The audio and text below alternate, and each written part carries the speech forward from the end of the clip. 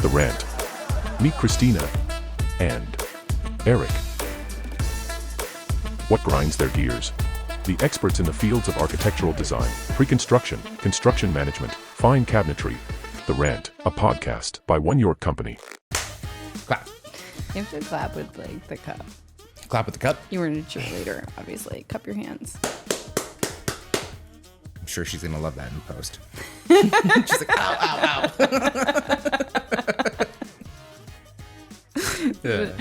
ow. Fuck. An auditory beating. That's what our clients say after having a conversation with you. It's like, oh shit, Jesus, so much information. Oh my God, please stop. Please stop talking. Every pre-construction meeting ends with a headache. Probably. Yeah. Like, I'm done talking by the end of it. Like, and I'm like, okay, great. And that, so I can only imagine how they feel because I know what's happening. Clear your mind. Erase the whiteboard. Yeah. Here comes some info. Purge the cache because there's going to be a whole lot of Random access memory purge. Uh-huh. Okay, on that note, let's talk about expectations, right? Oh, expectations. Oh, expectations. How many levels are we going to hit this on? Let's talk about the psychological level of approaching a renovation in the first place. I like to think about renovations as an emotional journey. I know that sounds incredibly dramatic, but it is. It really is. It's super emotional. I mean, think about your house, right? Your house is like what? Your most personal space you can potentially have. It is where you live. It's the background for all of your photos. Like every other, Christmas, Thanksgiving, whatever, you're not religious, doesn't have to be Christmas, whatever religious holiday you celebrate. Or every other day of your life. Sure, yeah, but like if you look on like all the little memories, like the first steps and like when you Sure. lost your tooth and like exactly. So we're building that space with you, right? And so like you and your significant other are embarking on creating that new space for yourself. Why are you approaching that kind of event and trying to take on that work now is the question. Because if people are trying to use a renovation to solve a relationship, which has been done in the past and we've witnessed, it is a dumpster fire galore. That's all I can say about that. It goes. Let's just say if there was trouble in paradise before, adding the strain and stress of a renovation is certainly not going to help your cause. No, it's like it may mask it with some temporary elation and you can be excited and whatever, but there will come a point where you will hit the wall, unfortunately, and your airbag's not going to deploy. Yeah.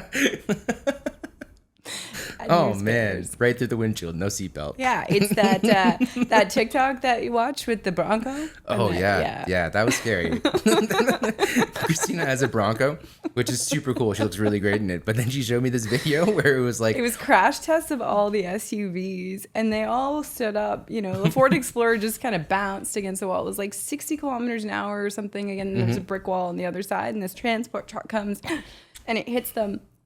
And everything else was pretty okay. And the Bronco folded like an accordion. Like it was like a pre-creased paper bag. And it just went, no. It was so bad. Yeah. And Eric's face, because he thought the Bronco could be so much safer than in you a had Golf. a small car. Yeah. And I'm like, the Golf is German engineered. It's probably like a tiny bomb shelter. Yep. Yeah, the Bronco folded. So I guess the moral of the story is be aware, and I guess that's why it has that turbo or whatever, so that you just get the hell out of there. Because if somebody hits you from behind, you're pretty much done. Yeah, dodge it. Don't get squished. How did we even get here? See, this happens all the time. I said hitting the wall. Hitting the wall. Hitting the emotional wall when your expectations are not aligned. Right, there we are. Okay, so it's there you go. It's an emotional journey in building a house, and it's challenging on every relationship, and you have to embark on that process with the expectation that it's going to be that way. Like if you can't go to IKEA and survive that without fighting, don't even think about building a house. Like that's got to be the litmus test. Like if you can't go to IKEA and get out of there and be like, that was great, we had some fun, and then like go home, put it all together, and still like be okay. If you can't do it with like a $300 investment, don't do it with a $300,000 investment because it's gonna be bad. Amplify the output of whatever IKEA experience is by 1,000, and that's what you get with the home renovation. We're gonna start using that. Like we gotta say that to people. Like, listen, go to like your job now is to go to IKEA. and just for fun. But and somebody's try got to to go with refurnish them it. and watch them and see how that actually plays out. We're gonna start doing that. We're gonna set like one of our junior staff, just like with like your first task. It's go to IKEA with this couple, have an imaginary $10,000 budget, and have them redo their existing home with IKEA stuff. Imagine. And then see how badly or well, but badly that'll go. It's the buying. It's okay. It's the putting it together. You got to watch them No, put it's it not. together. No, it's not. When Anne-Marie, my wife and I have meltdown by area. It's like we have a bedroom meltdown. We have the living room meltdown. She's like, that's not going to Because fit. you're just a meltdown. No, you're like, Okay, sure, fine. Say that in public. I do get pretty feisty. But you know what gets me is like, and I'll tell you the this. overarching stupidity of humanity.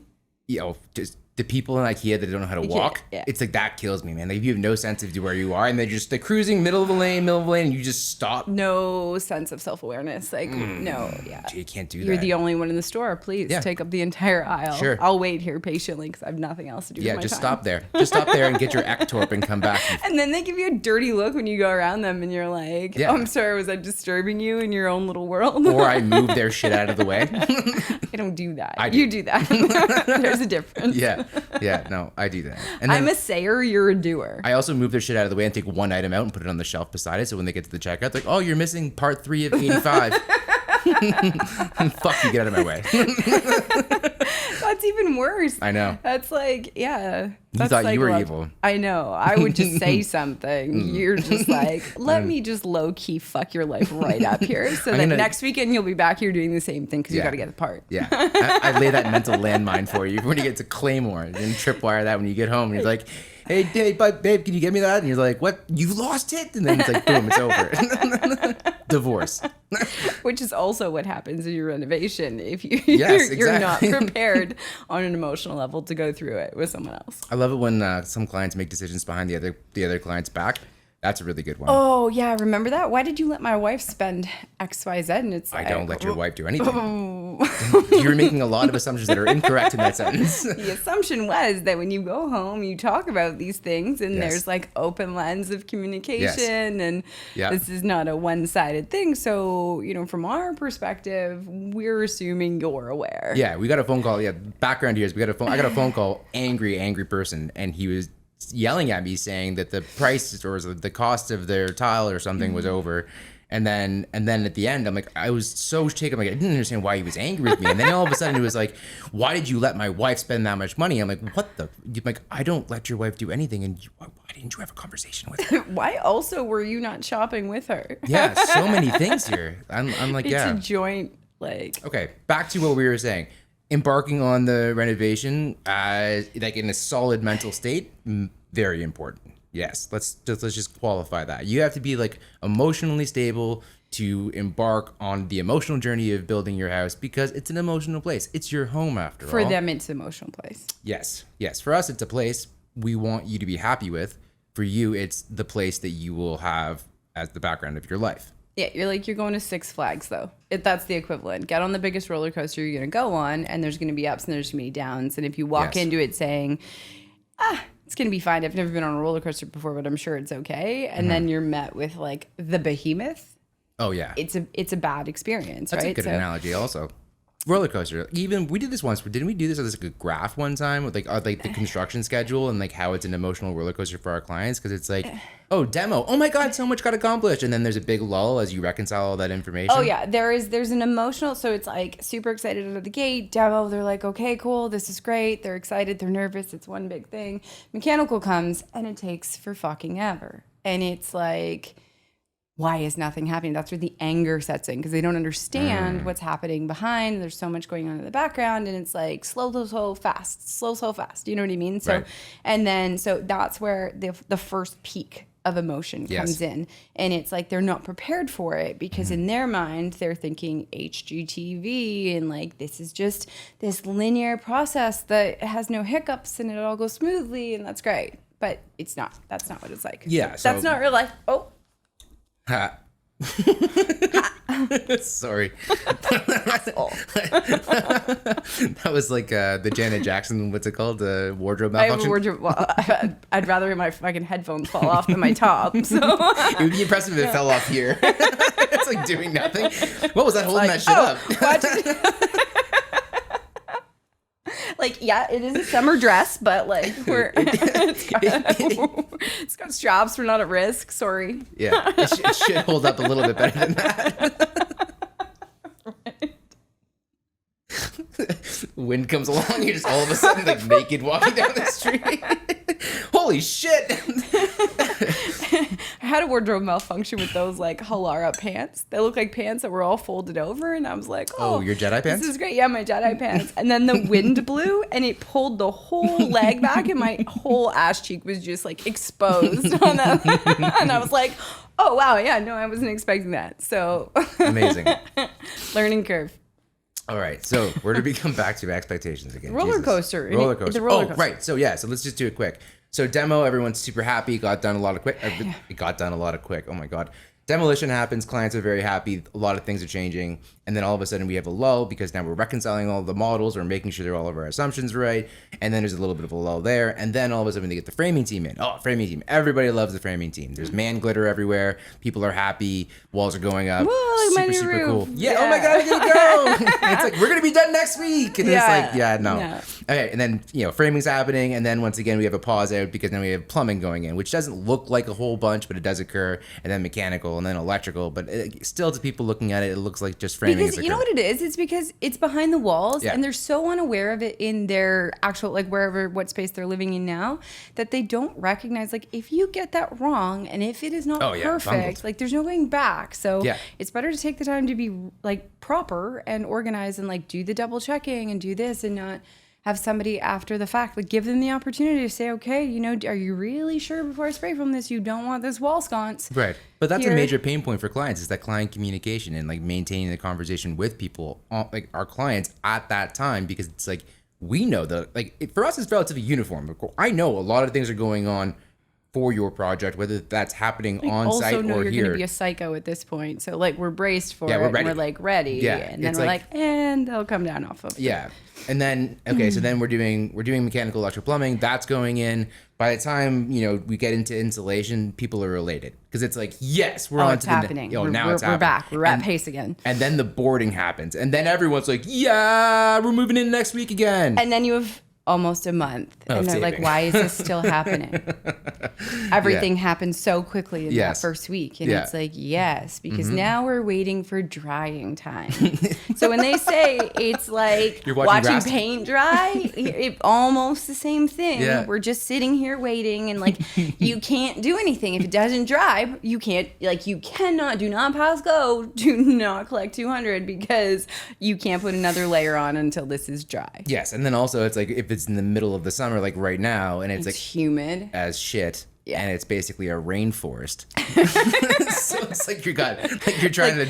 If you leave your windows open and the paper on your desk is like pliable without making a noise, and it's a little bit wet and feels fragile, like imagine what your drywall's doing. Yeah. Right? Yeah, exactly. Right. And then, or if it's in the middle of winter and it's fucking freezing. Also not great. So like, shoulder months are great for that kind of stuff. Yeah, and you can heat. Like, you have temporary heat, but it's not the same as heating a house. Like, it's not conditioned space at that point. And then also the right pissed phone call when your hydro bill comes back. Oh, right. Yeah. You spent $1,200 on hydro? I'm like, well, I gotta heat the house. Like, do you want it to dry or don't you want it to dry? Because those are your options. You can wait it out, but you're gonna spend more than $1,200 in the long run. Yeah. So. Okay, and then so now we got taping all done, and then you prime it. It looks great, and then we're down. And then now we're getting into it, because everybody, it's like, when you're on a car trip and you're approaching the end of like the ride in the car, it's like the same thing for a renovation. Like, you want to get the fuck out of there. Like, you are done. You want to get out. You want to stretch your legs. You want to be wherever you're gonna be. Yeah. Right. And that's about when you start doing flooring and tile, and then like especially when you get into like finished carpentry, people are like looking at you like, are we there yet? That's also when you've remitted by that point a substantial amount of your budget, and it's like it's really starting to kick in and sink in that like you spent a lot of fucking money. Yes. And so now you're like, okay, okay, like it's fine. It's fine. You're like talking yourself off the ledge to be like, it's going to be great. Look at the tile, look at the floor. Oh, yeah, the railings are coming. It's fine. It's in that moment where they're like, yeah, it's so funny. And then they're also crying too. It's like, okay, relax. But then you're also reconciling that you're about to have to move again. Yes. Which is also terrible, right? Oh, yeah. So, Brutal. and then you're up against the timelines because everybody prepares mentally for this time frame. It's like, you know what it's like? It's like when you're expecting a baby and your due date comes and you're getting close and you're like, oh, the baby's going to come. It's going to come. And you're walking around and like nothing. And you're walking around and nothing. And then you're like, okay, I'm going to bounce on this stupid ball. I'm going to go for a hike. I'm going to do whatever I can to get this out. Give me some hot sauce. Yeah, like, and it's just hanging out there. And you're like, really? Okay, you little fucker. Like, let's go. and then you go from being excited to being angry because you're like, I just want this done, right? So when you're mentally prepared for a timeline and it doesn't come to fruition, and as wonderful as the gift is after, if you're overdue by 2 weeks, be it in labor or in moving into your home, it's a big deal psychologically. And that brings us back to being prepared. And I try and have conversations with people at the outset to say, like, listen, like, you're going to feel this and, you know, you're going to at some point be upset. But the other part of it is that it's displaced emotion. Like, they take it out on us, but it's like, you're not frustrated necessarily with anything that's really happening. You have this emotion and you don't know where to place it. And so then the most obvious choice is in this direction, which is like a server at a restaurant. It's like, you forgot my Coke. I'm going to kill you. It's like, Jesus, relax. It's like I'm here to help. I want you to be happy. I'm here to make you happy. We've had this conversation at the outset of this when I said this is going to be an emotional journey.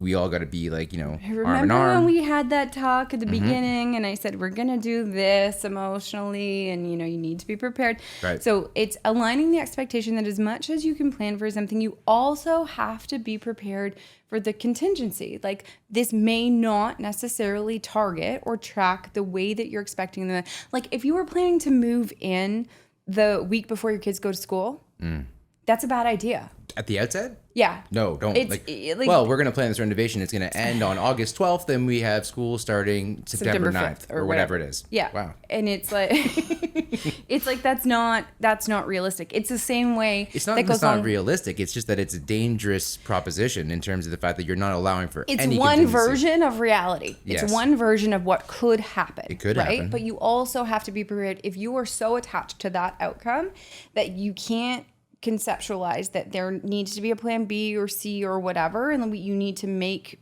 contingency plans in the event that it doesn't, all the stars don't align and you don't get all of those green lights across, then, you know, that's not a great thing. And it's the same thing with budgets and in the way that people need to align their expectations with the plan emotionally and then what is not part of the plan emotionally that we may have to face.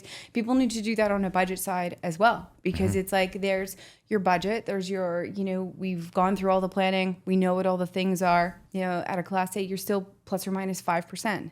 5% of a big number is also a big number. Yes. And so if you're not planning for that, then that's not great. And like, as much as you have the conversations, if people aren't reconciling that, those two things don't connect. And then you think about the fact that there's variability in the market in both labor and in supply chain. And so if you don't create a buffer for that, also not realistic. And then it's all of the things that you may change on the way. So this is the plan, and this has been the plan right up until this point.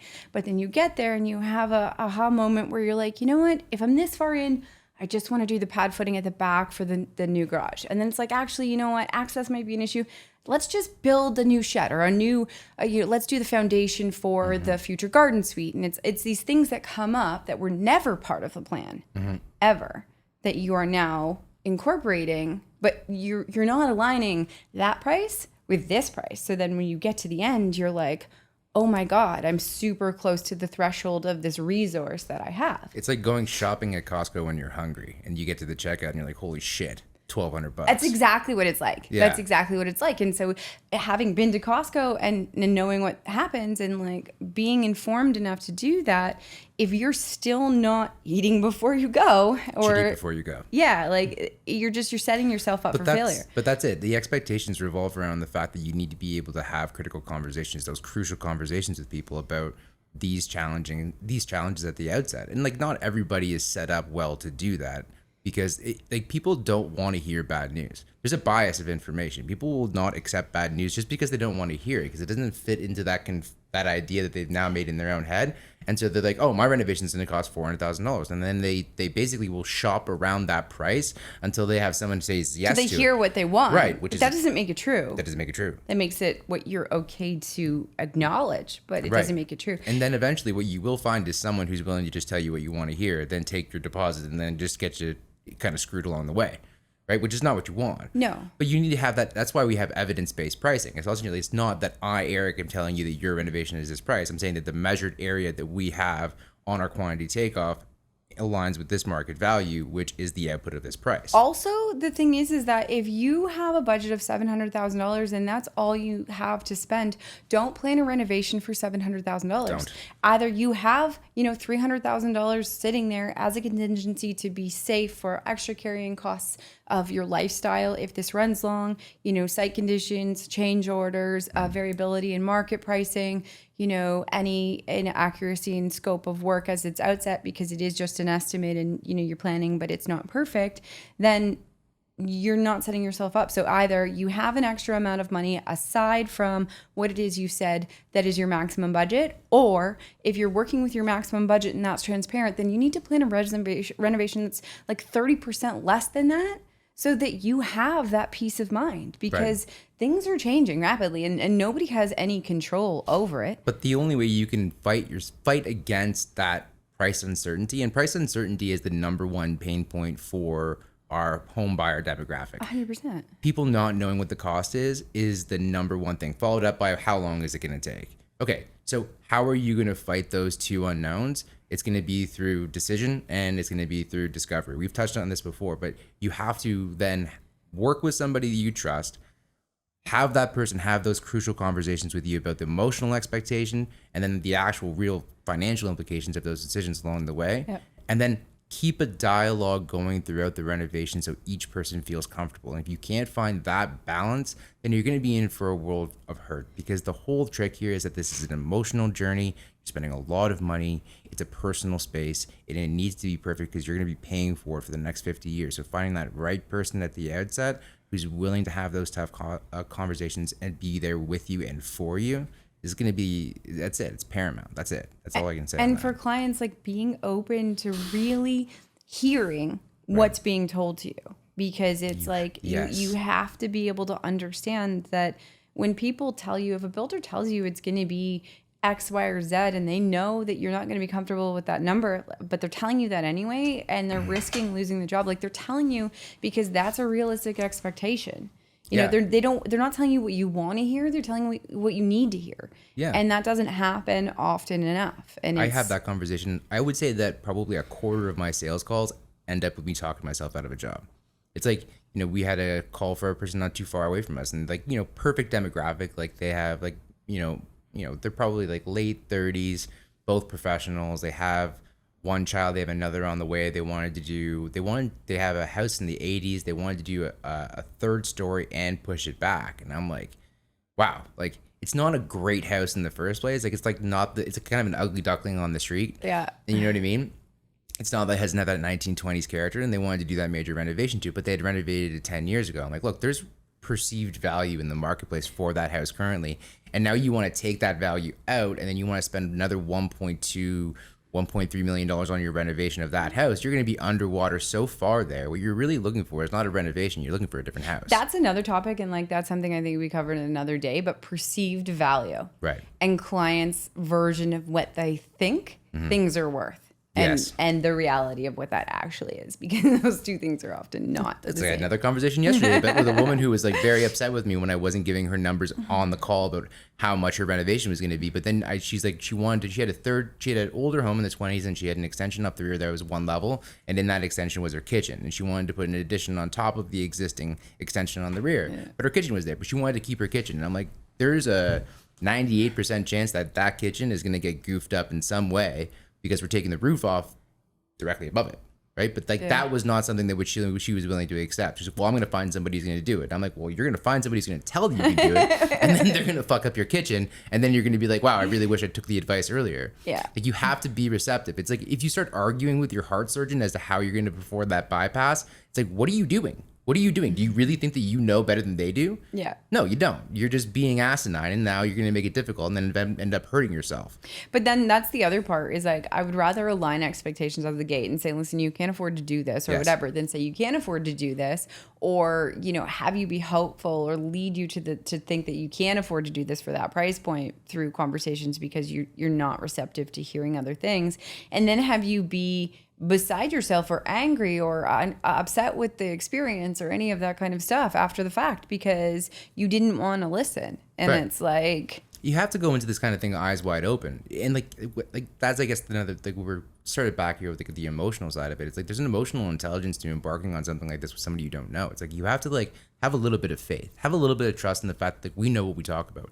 We're doing this all day, every day. Yeah. Right. Like I see circumstances like this in yours. Like you see this once. I've seen this every day for the last fucking 6 years. yeah, I can Right? tell you that the last 8 out of 10 times that we've been in this situation, this has been the outcome. And if you're like, well, I'm going to be that too. And it's like, pretty sure you're probably going to be the 8. Like probability wise, you're likely in this camp and not that one. They're like, no, I'm the 2. I'm the exception to the rule. And you're Aren't you like, special? no, motherfucker, you are the rule. Like that's the reality, like it's like telling yourself like, no, that donut really isn't 500 calories. I've only eaten one thing today. And it's Right. like, but if it's the donut, like it's not doing you any good. Still 500 calories. Yeah. Still eating it. I just ate a donut. It's like, okay, but that was like half your caloric intake or like a third of it for Right. the day. So you tell yourself whatever you want. Right. But the reality is that's not going to be the outcome that you're looking for. I think I want to sign off this episode. It's a shorter episode, but we wanted to sign this off. It's like, listen, it's a difficult thing to do, is renovating your house. It's an emotional journey. It's a complicated journey. You have to find somebody that you trust. You have to find somebody who's going to give you evidence-based advice. You're looking for the same sort of transparency in a relationship for somebody who's going to build your house as you are in a partner. Like Yes. you need to know that they're going to be supportive of you when Right. you're not at your best. You Yeah. need to know that they're always going to have your best interest at heart. That as much as it may not go according to plan, everybody is striving for the same goal. That it's going to be challenging, but it's going to be worth it. And it's going to be okay. Yeah. We're going to do it. Just do it. Just do it. Just do it. On that note. So it always ends with the sex joke. That's what it is. All right. Out.